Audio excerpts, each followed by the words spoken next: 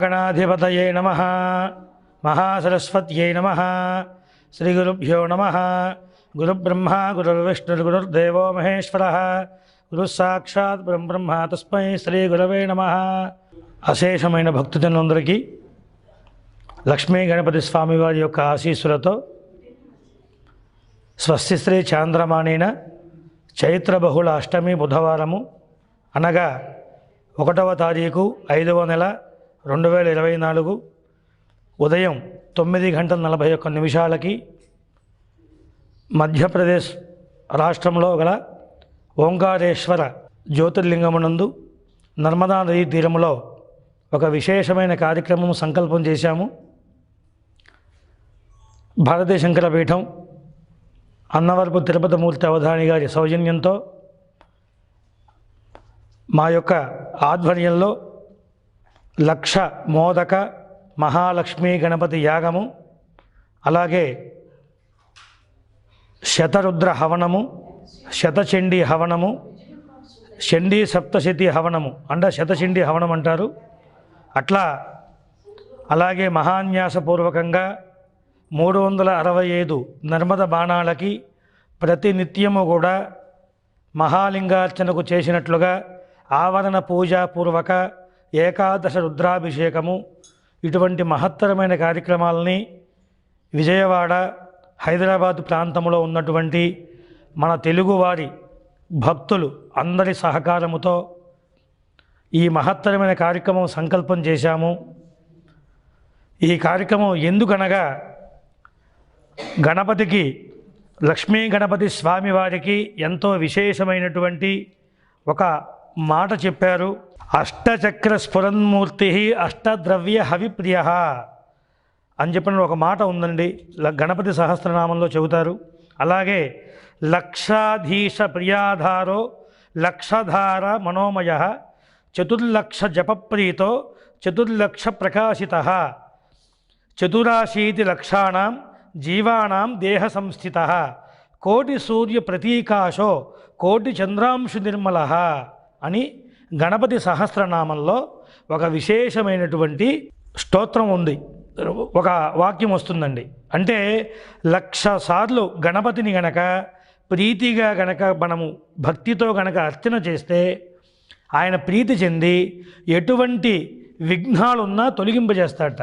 అటువంటి గణపతికి 4,00,000 జపాన్ని యాగ సమయంలో మనం లక్ష్మీ గణపతి మహామంత్ర జపం చేస్తూ లక్ష్మీ గణపతి స్వామివారికి యథాశక్తిగా చతురావర్తి తర్పణం చేస్తూ అలాగే 44,444 సార్లు ఆయనకి చతుర్థి తిథి చాలా విశేషమైంది.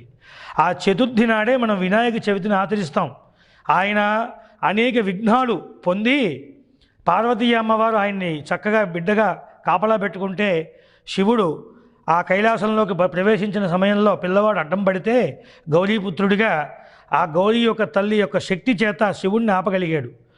మరి శివుడి యొక్క శక్తిని అప్పటికి ఇంకా పొందలేదు ఆయన. అప్పుడు ఆయన శిరస్సుని ఖండించి ఆ తర్వాత మళ్ళీ ఏనుగు ముఖంతో గల ఒక గజాసురుడు యొక్క శిరస్సును పట్టుకువచ్చి పిల్లవాడికి పెట్టి గజాననుడు అని చెప్పి పెట్టుకుంటూ ఆయనకి దేవతల యొక్క శక్తిని ధారపోసి నీలాపనిందులు కలగకుండా బ్రహ్మ విష్ణు మహేశ్వరులు అనేక దేవతల శక్తిని ధారపోశారు. అప్పటి నుంచి ఆయనకి విఘ్నాధిపత్యాన్ని ఇచ్చారు.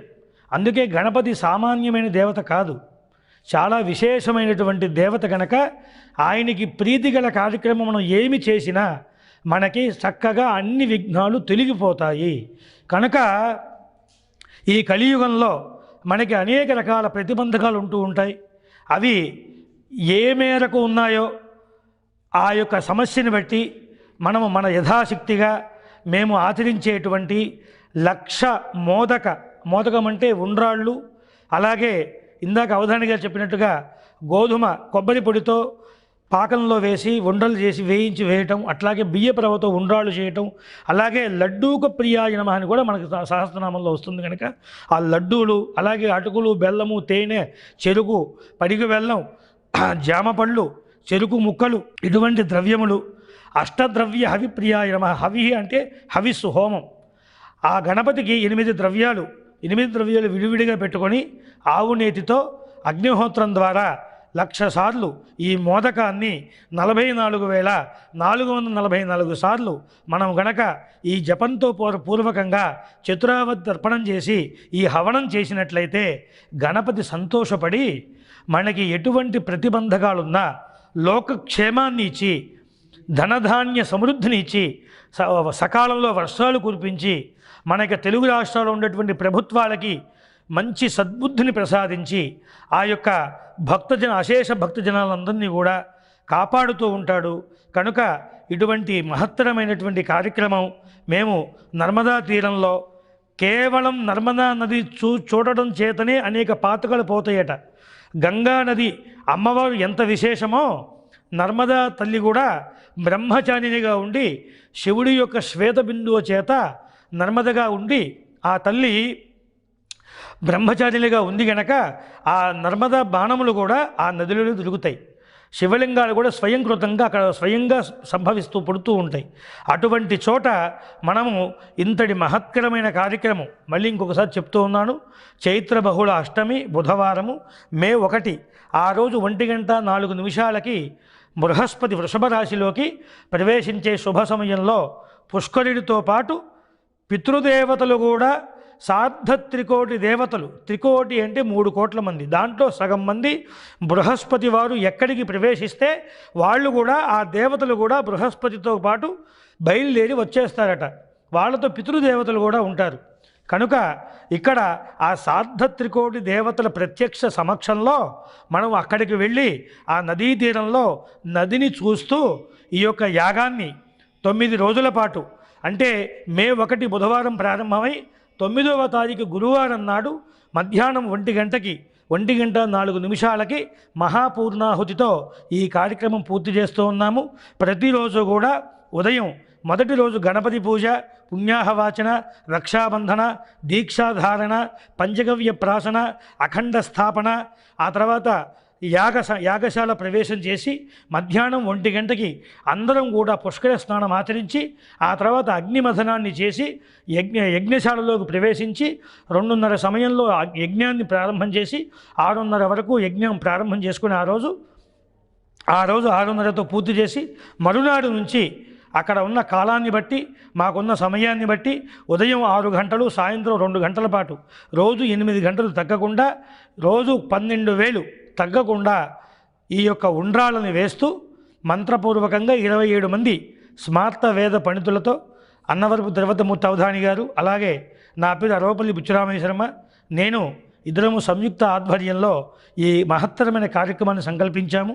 అందరూ కూడా తప్పనిసరిగా ఈ కార్యక్రమంలో పాల్గొని విశేషమైన మీ యొక్క సంకల్పాన్ని మాకు అందజేసి మీ యొక్క యథాశక్తిగా మీ యొక్క ధన వస్తు రూపేణ మీ శక్తి కొలది సమర్పించి ఈ యొక్క మహత్తరమైనటువంటి కార్యక్రమంలో పాల్గొని లక్ష్మీ గణపతి స్వామివారి యొక్క సంపూర్ణమైన అనుగ్రహాన్ని పొందగలుగుతారని, ఇది మాటిమాటికి చేసేటువంటిది కాదు కనుక ఎంతో వ్యయ ప్రయాసాలతో మేము తలపెట్టి ఈ కార్యక్రమం చేస్తున్నాము.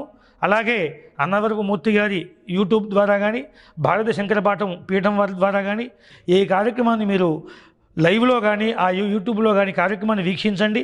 రాలేనటువంటి వాళ్ళు వచ్చేటువంటి వాళ్ళు తప్పకుండా వచ్చి ఆ నదీ స్నానం ఆచరించి పితృదేవతల్ని సంతృప్తి పెట్టి అలాగే మేము చేసేటువంటి బ్రాహ్మణ అన్న సంతర్పణకి కూడా మీ యొక్క ధన వస్తు రూపేణ సహకరించి ఈ కార్యక్రమానికి అందరూ కూడా జయప్రదం చేయవలసిందిగా కోరుకుంటున్నాము. శ్రీ లక్ష్మీ గణపతయే నమః.